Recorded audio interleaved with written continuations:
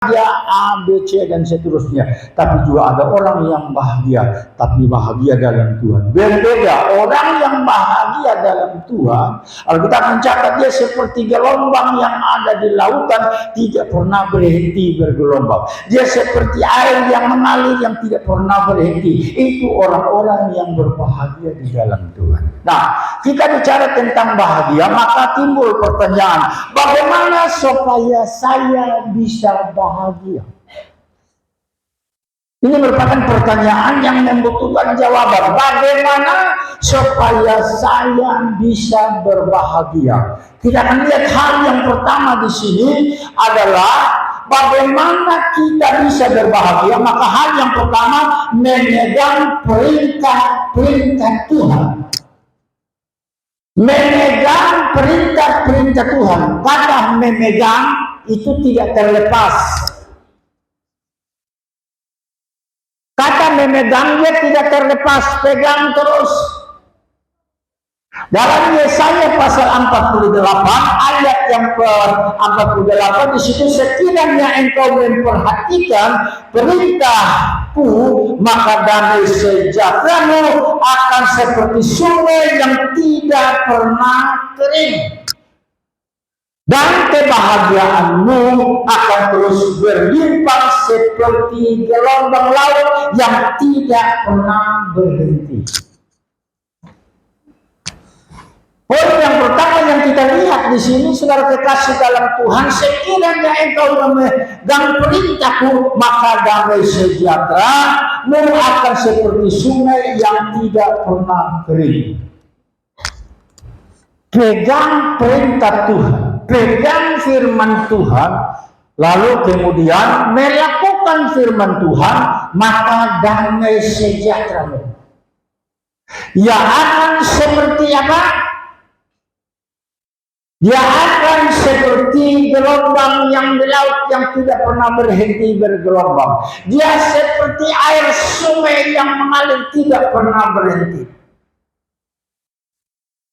Bukan kita bicara tentang bahagia dan kemudian kita tidak pernah mengalami kesukaran. Tentu itu kita mengalami. Ya, orang yang berbahagia itu dilatar belakangi dengan tentu tidak pernah bahagia. Dan tetapi ketika dia bertemu dengan kebahagiaan dalam Yesus, maka Alkitab berkata kalau dia pegang perintah Tuhan, dia pegang aturan Tuhan, maka damai sejahteranya seperti gelombang yang ada di laut.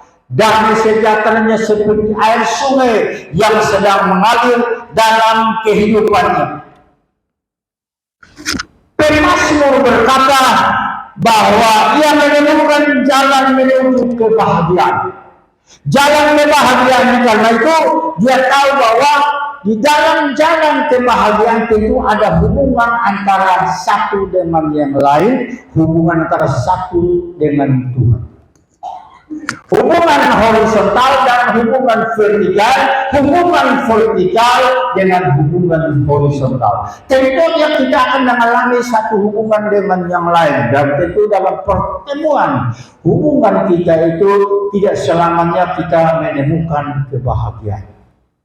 Tapi tentunya di jalan menemukan satu dengan yang lain silih berganti, kita menemukan di dalam diri kita dan diri orang lain.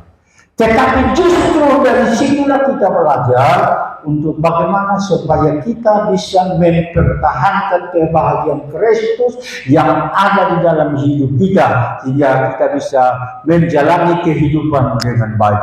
Dalam Mazmur Daud di sini dikatakan Bapak Ibu Saudara terkasih bahwa dia menemukan jalan damai sejahtera itu hanya pada Tuhan Allah.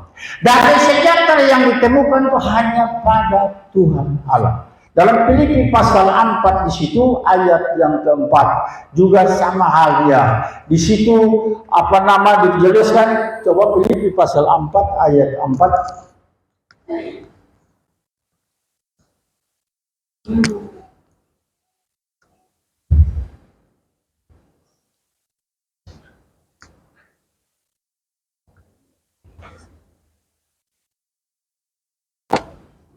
Filipi pasal 4 ayat yang ke bersukacitalah senantiasa dalam Tuhan. Sekali lagi kukatakan kepadamu, bersukacitalah dalam Tuhan. Orang yang bersukacita dalam Tuhan dengan orang yang tidak bersukacita dalam Tuhan itu lain. Mungkin ada saja yang bisa tertawa di depan kita, tapi bisa juga dia pun hati tidak tertawa di depan kita. Tapi Alkitab berkata, Paulus bilang kepada jemaat di Filipi supaya mereka tetap bersukacita. Mungkin rupanya daerah Filipi, orang-orang yang ada di sana, orang-orang tidak pernah bersukacita. Sehingga Paulus harus bicara kepada mereka, itu 2 kali disampaikan kepada mereka, bersukacitalah senantiasa, dan sekali lagi kukatakan kepadamu, bersukacitalah senantiasa. Di dalam apa? Bersukacita dalam Tuhan.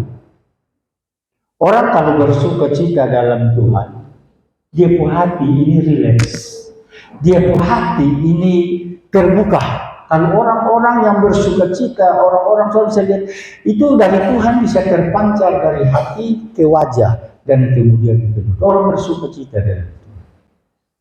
Sama dulu orang bersukacita nonton TV hitam putih, filmnya yang lain tidak bukan, itu si Unyil.